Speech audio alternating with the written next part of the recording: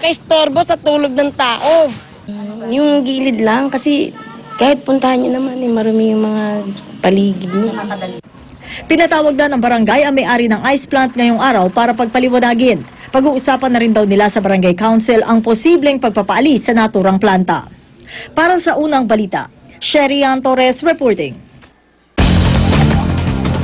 Tawag kayo ng balitang yan, makakasap natin Assistant Secretary Eric Tayag, ang tagapagsalita po ng Department of Health. Asek Tayag, good morning. Good morning, Igan. Tanong lang namin, anong maasamang epekto pag nalanghap po ng isang tao yung ammonia? Ang ammonia gas kasi, Igan, corrosive yan o irritant. So, unang mararamdaman natin kung may exposure, depende kung gaano katindi yung exposure natin, yung mata natin may irritate at saka yung ating respiratory system po. At anong So, may dapat, pagubo po. anong first aid pag may ammonia leak tas nalanghap ng mga residente? Unang-una, umalis sila sa lugar kung saan nalalanghap muna nila. Yung pansamantala, mabilis naman kasing mawawala yung epekto niya sapagkat tinatangayan ng hangin. Okay. Pero may pananagutan ba yung itong factory na ito ng yelo? At tinitingnan natin ngayon yan kasi talagang refrigerant siyang ammonia. Okay. Yan naman leak. Pwedeng aksidente yan. Hindi naman siguro sinadya. Nangyayari talaga yan. Yung planta, sigurado naman kami na baka meron silang contingency measures para ma-contain po yung leak. Ano ba pangailangan ng paggawa ng yelo sa ammonia? Ito ba yung para maging solid yung yelo? Refrigerant kasi yan eh.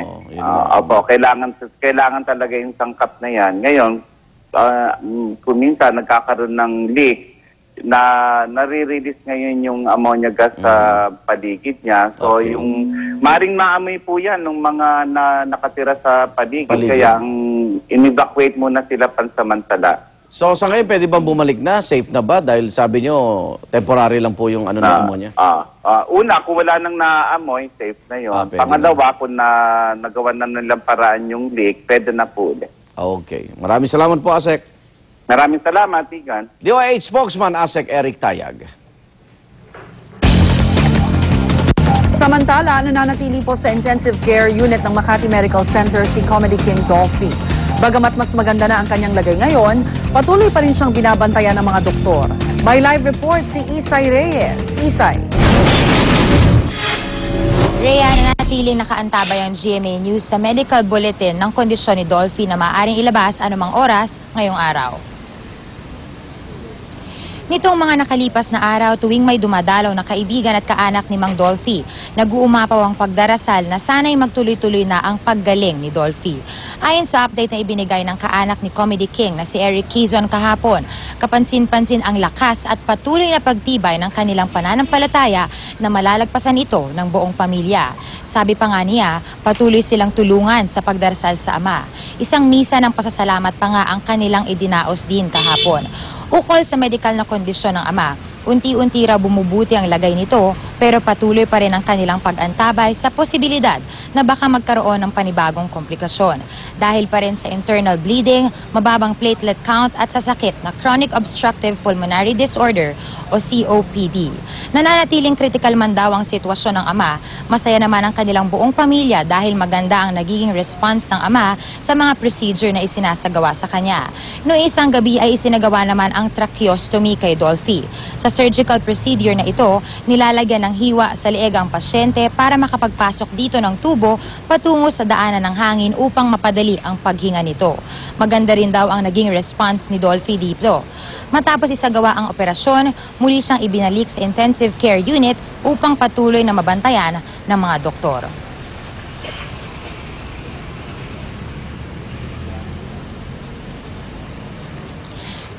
Rhea, walang namataan ng media na mga bisita ni Comedy King Dolphy pero patuloy naman ang pagbabantay ng kanyang mga kaanak sa kanya. Rhea? Alright, maraming salamat. Isay Reyes.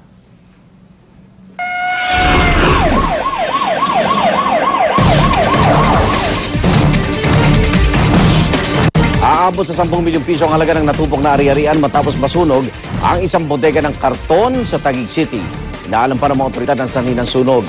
Darito ang report ni Mal Gonzales. Inabutan na ng hapunan ang mga bombero umaapula sa nasunog na warehouse sa Veterans Compound Taguig City kahapon. Nagumpisa ng alas 9 ng umaga ang sunog sa complex ng Triple Star Packaging Corporation na umabot pa sa Task Force Delta. Till now, andito pa rin tayo sa parang bungad pa rin ng kanilang warehouse. Kung pala yan, mahaba pala yan, marami palang paper rolls yan. So expected natin tatagal pa yung ating operation dito. Nahirapan ng mga bombero na patayin ang sunog.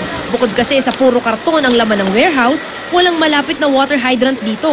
Sa kabutihang palad, hindi naman inabot ang iba pang gusali at mga bahay na katabi lang ng warehouse at naideklara ng fire under control pasado alas 5 ng hapon.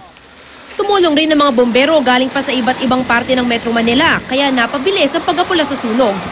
Kinordon agad natin yung street before yung EP housing. So, na-contain naman natin dito sa Triple Star. Pero yung may ibang hydrant locations naman, open yon. Kaya lang medyo malayo lang dito sa fire scene. Wala namang nasaktan sa sunog, ngunit ayon sa Bureau of Fire Protection, nasa 10 milyong piso ang halaga ng natupok ng mga equipment at paper products. Hanggang ngayon, iniimbestigahan pa ang sanhi ng sunog. Inaalam pa rin kung may naging pagkukulang sa fire safety ang naturang establisimento. Para sa unang balita, Mav Gonzalez reporting. Humingi naman ng tawad ang makinista o yung nagpapatakbo po ng tren sa mga kaanak ng mga namatay at nasaktan sa inararong tricycle sa Iriga City, Camarines Sur. At narito ang report ni John Consulta. Detalyadong ikinuwento ni Froilan Oliero, ang makinista o driver ng tren, ang mga natatandaan niya bago at matapos ang banggaan sa barangay San Isidro sa Iriga, Camarines Sur. Hiniling lang niya na huwag ipakita ang kanyang muka para sa kaligtasan niya at kanyang pamilya. Ayon kay Froilan, sa buong biyahe raw nila noon mula Maynila patungong Ligaw Albay, bukas daw ang kanilang ilaw. Maya't maya rin kung sila'y bumusina. Pero pagdating sa bahagi ng barangay San Isidro, nangyari raw ang di niya inaasahan, ang pinakapinangangambahan ng isang makinista. Biglang sulpot niya, bumulaga sa harap ko. Kaya nangyari, inaplayan ko siya ng emergency brake. Maaari nga lang kung may manibela yan eh. Piniit ko na para hindi ko siya tamaan. Kaso talagang, release eh. Kaya yun lang, kung ano direksyon, dun lang siya talaga. Aminado si Froilan na hanggang sa ngayon, apektado pa rin siya sa nangyari. Epekto sa inyo to, sir? Malaki. Kasi, alam mo talagang, siyempre tayo, may pamilya rin, di ba? Masakit din. Halos hindi ako pinatulog eh. Kaya sana, dun naman sa mga namatayan, sana maintindihan din naman nila na ginawa ko rin lahat. Ito mo, mahirap talaga sa sitwasyon ko. Hanggang hindi ako pinapatulog, sana naman maintindihan nila.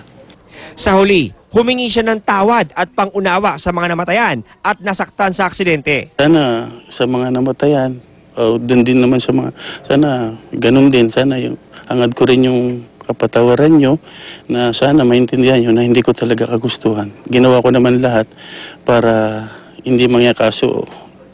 Dumating tayo dun sa panahon na ito parang sinabing pagsubok sa akin. Kaya ito harapin ko na lang.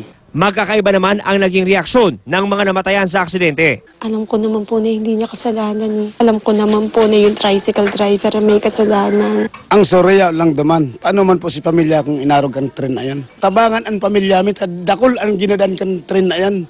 Nangako mga otoridad na gagawin nila lahat para matapos agad ang investigasyon nang sa gayon ay maitama nila ang mga problema sa kanilang sistema nang maiwasang maulit ang naganap na trahedya. Para sa unang balita, John Consulta reporting. I am ready. Serbisyong totoo ng GMA News. Kumustahin naman natin ang lagay ng panahon ngayong Lunes mula sa ating resident meteorologist na si Ginoong Nathaniel Cruz. Mang Danny, good morning! Salamat, Rhea. Dalawang namumong sama ng panahon nga ang atin po ngayong binabantayan. Ang isa ay huling namata ng pag-asa sa layong 930 kilometers dito sa may 6 silangan ng katimugang o Northern Luzon. Samantalang isa naman ay nasa layong 380 kilometers dito sa may silangan ng Southern Luzon. Pero kahit nasa loob na ng Philippine Area of Responsibility, yung dalawang low pressure area na yan ay hindi pa makakaapekto sa alinmang panig ng ating bansa. Pero kung mapapansin nyo po, lalong-lalo na yung dito sa mga taga Metro Manila at ibang bahagi ng Luzon, nagkaroon ng magandang lagay ng panahon dito sa may Northern at Central Luzon, at ito ay sanhi ng unti-unting paghina ng hanging habagat at yung epekto ng tinatawag nating ridge of high pressure area.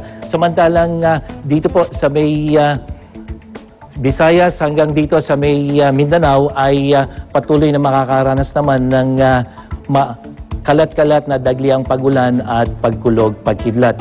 Narito naman ang magiging lagay ng panahon sa iba't ibang panig ng ating kapuluan. Dito sa may Luzon, kasama na ang lawag, mainit na lagay ng panahon pero maganda pa rin po yung inaasahan nating magiging walang epekto yung hanging habagat.